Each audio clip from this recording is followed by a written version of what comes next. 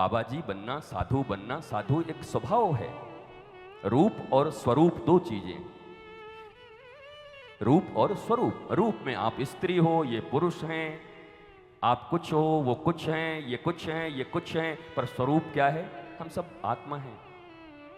ईश्वर अंश जीव अविनाशी, चेतन अमल सहज सुख राशि। तो स्वरूपानुभूति हुए बिना, स्वरूप की पहचान हुए बिना, ये रूप में जी रहे लोग कभी भी आनंदित नहीं हो सकते। थोड़ी बहुत इतनी भाषा तो आप लोग समझते ही होंगे, विद्वान हैं आप, बलदेव जी में रहते हैं, और आप भी जहाँ जहाँ बैठे हैं सब टीवी खोल खोल के, अगर आप ये भागवत देख रहे हैं मतलब भागवत देखने का नशा आपको जरूर होगा, नहीं तो कुछ और देख रहे होते, कोई और टीवी देख रहे होते। तो जो लोग देख रहे हैं वो भी 150 कथा सुन के बैठे ही होंगे, आप सब भी 150 कथा सुन के बैठे ही हैं। तो रूप और स्वरूप, स्वरूप का ज्ञान हुए बिना अगर सिर्फ रूपों में जी रहे हो तो ये रूप भी विकृत हो जाएगा, जैसे आज विकृत हो गया है। हम ये हैं, हम वो हैं, हमारी ये है, हमारा वो है, यही करके हम आपस में बटे हुए हैं। पर जैसे ही स्वरूप का ज्ञान होगा, हु एम आई, मैं कौन हूं, तो बात बन जाएगी।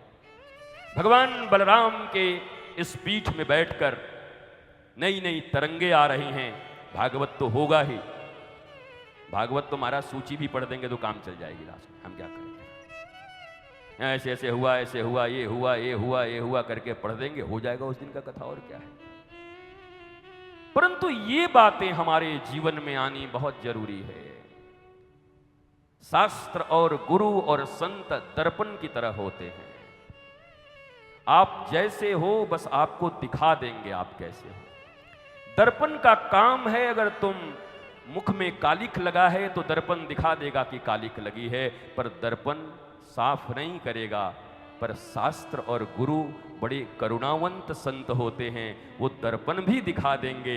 और जैसे एक मैया अपने बच्चे का मलमूत्र पोंछकर सुंदर कपड़े पहना करके उसको सजाकर पिता की गोद में डाल देती है, वैसे ही शस्त्र और शास्त्र और सद्गुरु आपके भीतर की काली मां को पोंछकर आपको सुंदर सजाकर संस्कृत और संस्कृति से परम पिता की गोद में डाल देंगे कि देखो भैया बलराम, ये आपके संतान है, पकड़ो इनको, देखो इनकी हिफाजत करो। गुरु वो मां है, संत वो मां है जो दिखाते भी हैं कि दाग कहां है, पर केवल दर्पण की तरह दिखा के भाग नहीं जाएंगे। तेरा मुंह काला, बुरी नजर वाले तेरा मुंह काला, बुरी नजर वाले तेरा मुंह काला, ये तो ट्रक के पीछे लिखा हुआ है। ये पढ़ने से क्या होगा? गुरु संत शास्त्र वो हैं जो कहेंगे तुम्हारा मुंह काला, पर बिना फेयर एंड लवली के गोरा बना सकता हो।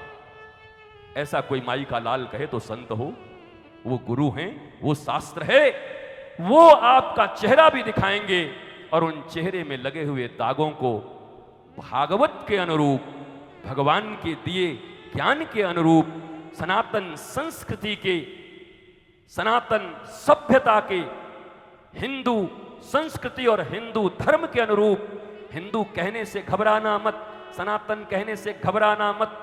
यह मानवता के लिए सबसे बड़ा शास्त्र और मानवता के लिए सबसे बड़ी सभ्यता सनातन और हिंदू सभ्यता है, जो वसुधैव कुटुंबकम कम से कम बोलती है और मानती भी है, और स्वभाव से हिंसक नहीं होते। ये सारी दुनिया को अपना परिवार मानना जानते हैं, सारी मानवता की बात करते हैं। इसलिए हिंदू कह देने का अर्थ हो जाता है पूरी मानवता।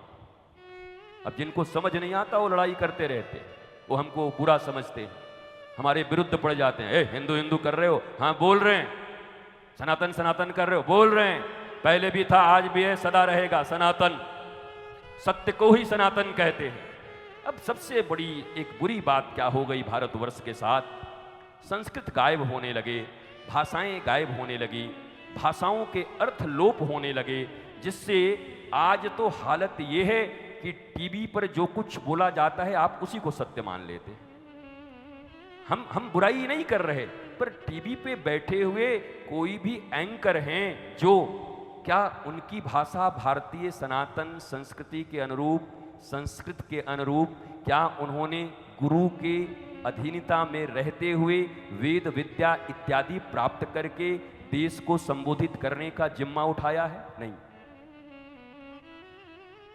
कॉलेज के कैंटीनों में हम जाते हैं और जाकर क्या बोलते हैं, पहले आत्मा तब परमात्मा।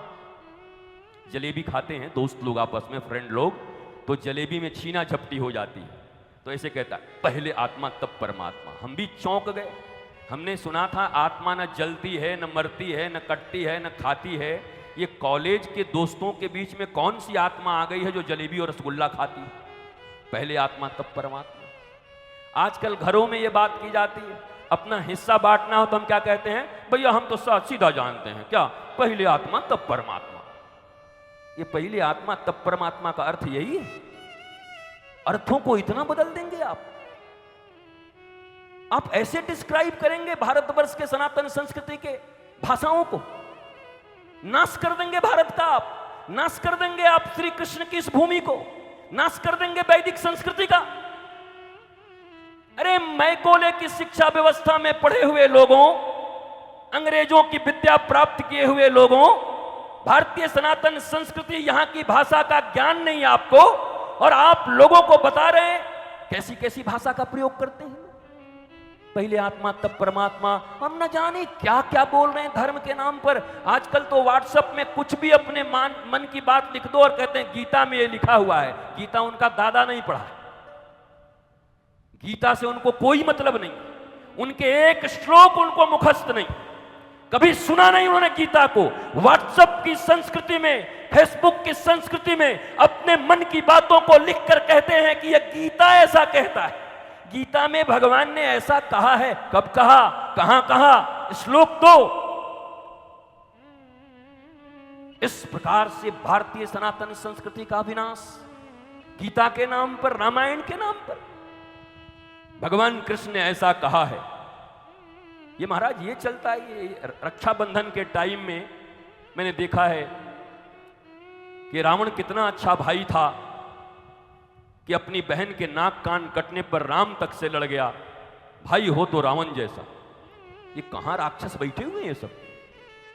आपको जानकर आश्चर्य होगा कि शूर्पणखा जब रावण के पास जाकर के बोली कि हमारा नाक कान कट गया, रावण ने कहा भाग जा, तू है ही ऐसी। रावण का पहला भाषा ये था, तू है ऐसी। तो पति के साथ ठीक से नहीं रह पाई, तेरे को मैं बता। तो ये समझ गई कि ये राक्षस है, ये मानेगा नहीं। तो शूर्पणखा ने क्या किया, कहा कि ठीक है हम तो बुरे हैं, बस एक आपको संदेश देने आए थे।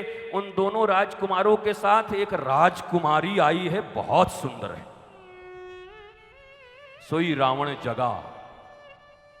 और व्हाट्सएप कह रहा है कि भाई बहन हो तो रावण और शूर्पणखा जैसा। किस यूनिवर्सिटी से ज्ञान प्राप्त किए हो, कौन से रामायण में पढ़े हो? रामायण शतकोटि अपारा, एकाक तुमको भी मिल गए हैं क्या कहीं से रामायण? तो ये व्हाट्सएप के सब धार्मिक लोग, मैसेज आया उसको फॉरवर्ड कर दिए, कुछ भी चल रहा है उसको फॉरवर्ड कर दिए। ये वेद वेदांत सिद्धांत पढ़ करके भारत के मनीषी, भारत के विप्र, भारत के ब्राह्मण समुदाय, जिन्होंने वेदों का अध्ययन किया, विप्रों ने अध्ययन किया, जिन्होंने संस्कृत का अध्ययन किया, जिन्होंने अपनी संस्कृति को बचाई, क्या कभी उनसे भी पूछा, कभी वैदिक से, कभी किसी शास्त्री से, कभी किसी मार्कंड विद्वान से पूछा कि यह किस शास्त्र में? नहीं पूछा, बस चले जा रहे हैं। व्हाट्सएप यूनिवर्सिटी है और इनके पास फॉलोअर्स हैं 1 मिलियन, इसलिए जो कहेंगे वही शास्त्र हो जाएगा। तो तुमको जानकर आश्चर्य होगा, भारतवर्ष में ये जान लो इस बात को कि इस पूरी दुनिया और भारत में सबसे ज्यादा अगर फॉलोअर्स किसी के हैं तो वो केवल और केवल वासना, काम या सेक्स की बातों करने वालों की है। पता है आपको? जानकारी नहीं है? इधर उधर मत देखो, जानकारी तो होगी। उन वीडियोज और उन फोटोज में करोड़ों के लाइक्स मिलते हैं, तो क्या करोगे? अब उनको ही धर्म गुरु बना लोगे? अब क्या करोगे? वही बताएंगे कि भारत की संस्कृति क्या है। वो क्या एक नाम था, मैं नाम भी नहीं जानता, उनके कितने मिलियंस फॉलोअर्स, वो बताएंगे संस्कृति क्या है, कृष्ण कौन है, धर्म क्या है, धर्म की नीति क्या है। मनुष्यों के बीच संपर्क कैसा हो। सनातन भारत में, सनातन संस्कृति में 16 संस्कार होते हैं, बड़ी मुश्किल से अंतिम संस्कार हो रहा है, वो भी जबरदस्ती ले जाके जला ही दे रहे हैं लोग। 15 कहां गए? 16 संस्कार हैं। बच्चा जन्म लेगा उसके पहले संस्कार है, कहां गए वो संस्कार? पुंसवन कहां गए? विवाह एक संस्कार है, और विवाह संस्कार के बारे में तो एक बार बोला तो पता नहीं कितने लोग विरोध पे उतर गए, जबरदस्ती आधा सुन के, हैं महाराज जी ऐसे कैसे बोल दिए। ये सब अंतिम संस्कार वाले लोग हैं, 21 संस्कार के उपयोगी हैं, ये अंतिम संस्कार इनका होगा। 15 संस्कार कहां गए? अगर 16 संस्कार हैं सनातन संस्कृति में हिंदुओं के, तो हमको नाम ही बताओ तो खड़ा होकर बताओ, बताओ व्हाट्सएप वालों, अरे टीवी पे जो हो तुम ही बताओ, हम देख नहीं रहे, बताओ तो ईमानदारी से बताओ 16 संस्कार। नहीं बता पाएंगे। पति पत्नी का मिलन, यह दिव्य महायज्ञ की तरह एक संस्कार है। किन नक्षत्रों में, किन स्थितियों में, ये दो शरीरों का मिलन नहीं है, दो आत्माओं का मिलन है। आत्म तत्व के ज्ञान के बिना शरीरों के संसर्ग से जन्म लिए लोग कभी भी साधु, सज्जन और संत नहीं हो सकते, असुर जरूर पैदा हो सकते हैं।